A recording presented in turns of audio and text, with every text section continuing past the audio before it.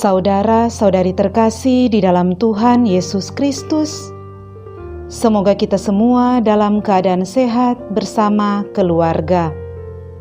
Saat ini marilah kita mendengarkan bacaan kitab suci dan renungan harian Senin 5 April tahun 2021.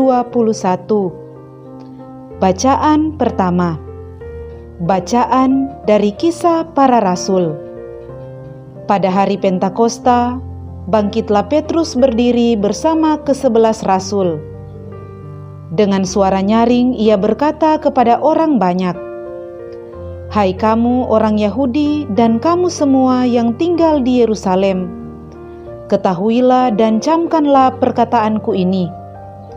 Yang aku maksudkan ialah Yesus dari Nazaret, seorang yang telah ditentukan Allah dan yang dinyatakan kepadamu dengan kekuatan, mujizat dan tanda-tanda yang dilakukan oleh Allah dengan perantaraan Dia di tengah-tengah kamu, seperti yang kamu tahu.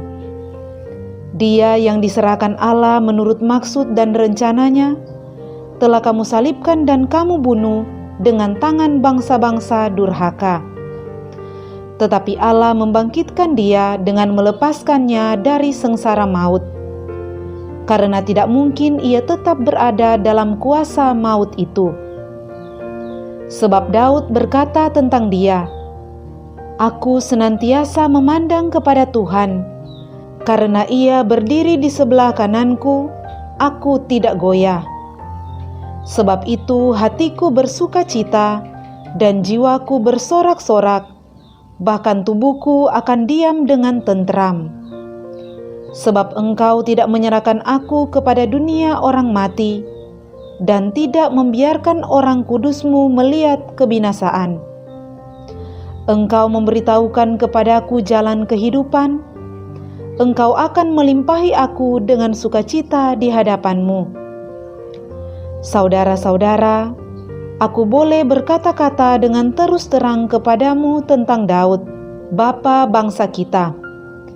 Ia telah mati dan dikubur, dan kuburnya masih ada pada kita sampai hari ini.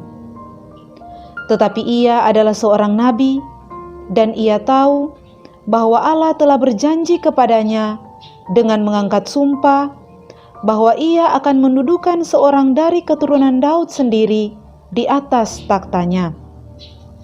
Karena itu, Daud telah melihat ke depan dan telah berbicara tentang kebangkitan Mesias, ketika ia mengatakan bahwa dia tidak ditinggalkan di dalam dunia orang mati, dan bahwa dagingnya tidak mengalami kebinasaan. Yesus inilah yang dibangkitkan Allah, dan tentang hal itu kami semua adalah saksi. Demikianlah sabda Tuhan. Syukur kepada Allah. Bacaan Injil. Inilah Injil Yesus Kristus menurut Matius. Dimuliakanlah Tuhan. Pada waktu itu perempuan-perempuan pergi dari kubur, diliputi rasa takut dan sukacita yang besar. Mereka berlari cepat-cepat untuk memberitahukan kepada para murid bahwa Yesus telah bangkit. Tiba-tiba Yesus menjumpai mereka dan berkata, "Salam bagimu." Mereka mendekatinya, memeluk kakinya serta menyembahnya.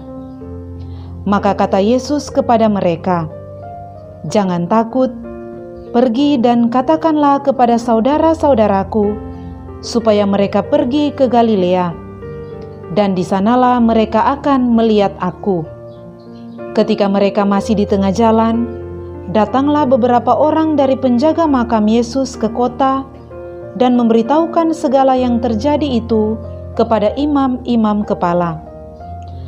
Dan sesudah berunding dengan tua-tua, mereka mengambil keputusan, lalu memberikan sejumlah besar uang kepada serdadu-serdadu itu dan berkata, "Kamu harus mengatakan bahwa murid-murid Yesus datang malam-malam dan mencuri jenazahnya ketika kamu sedang tidur. Dan apabila hal ini kedengaran oleh wali negeri, kami akan berbicara dengan dia, sehingga kamu tidak beroleh kesulitan apa-apa." Mereka menerima uang itu dan berbuat seperti yang dipesankan kepada mereka. Dan cerita ini tersiar di antara orang Yahudi sampai sekarang ini. Demikianlah Injil Tuhan. Terpujilah Kristus. Saudara-saudari terkasih, renungan kita di saat ini diberi judul Mewartakan Kebenaran. Saudara-saudari terkasih, pada tahun 1887, 22 tahun setelah pembunuhan Presiden Amerika Serikat, yaitu Abraham Lincoln, orang-orang membongkar makamnya dan membuka petinya. Hal ini dilakukan karena beredar berita atau gosip yang mengatakan bahwa tubuhnya tidak ada lagi di dalam kubur. Maka mereka menggalinya. Ternyata setelah digali, mereka masih menemukan tubuhnya ada di sana. Sayangnya, gosip itu terus berlanjut hingga 14 tahun kemudian mereka kembali menggalinya. Lagi-lagi, orang-orang menyaksikan bahwa tubuhnya masih ada di dalam kubur. Dengan beberapa kali pembuktian dan investigasi, akhirnya berita atau gosip yang mengatakan bahwa tubuh Presiden Abraham Lincoln tidak ada lagi di dalam kubur dinyatakan sebagai hoaks atau berita bohong. Seorang sejarawan mengatakan, sebuah kebohongan yang diceritakan terus-menerus bisa menjadi sebuah kebenaran. Namun yang menjadi pertanyaan, sampai kapan kebenaran palsu akan bertahan? Saudara-saudari terkasih, berita bohong atau hoaks ternyata sudah ada sejak zaman Tuhan Yesus. Dalam Injil hari ini, kita mendengar sebuah kisah yang tidak elok dari para pemimpin agama Yahudi pada masa kebangkitan Tuhan Yesus. Hari ketiga setelah kematian Tuhan Yesus, tersebar gosip di Israel tentang kebohongan kebangkitan Tuhan Yesus.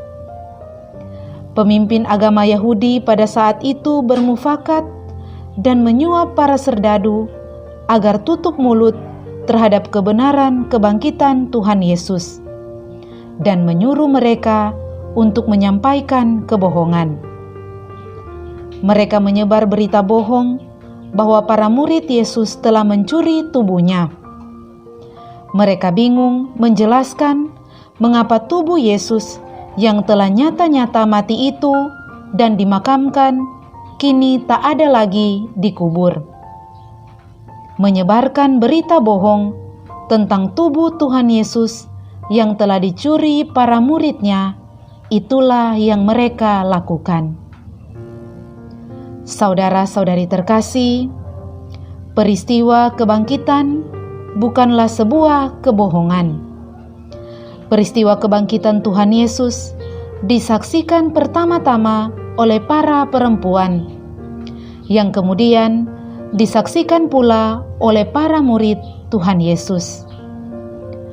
Peristiwa kebangkitan Tuhan Yesus adalah peristiwa yang tidak hanya mereka dengar dari satu atau dua orang, melainkan mereka alami sendiri.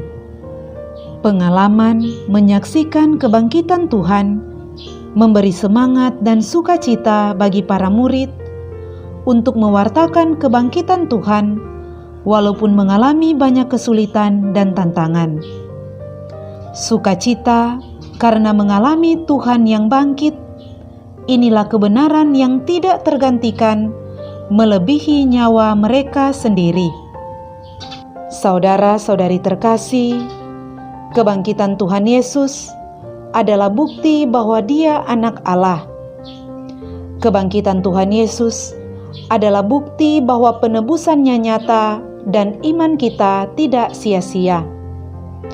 Kebangkitannya juga membuktikan bahwa segala firman-Nya itu benar.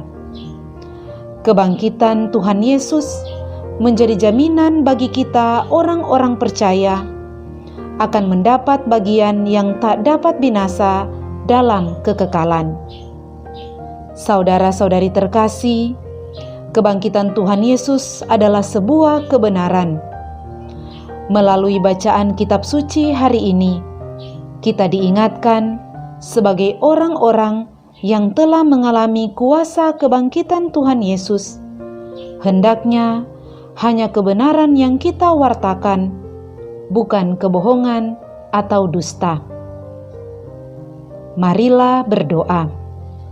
Ya Bapa, kami bersyukur karena melalui peristiwa kebangkitan Tuhan Yesus, Engkau menyatakan kebesaran-Mu. Semoga kami penuh dengan sukacita dan semangat mewartakan kebenaran-Mu. Demi Kristus Tuhan dan pengantara kami. Amin.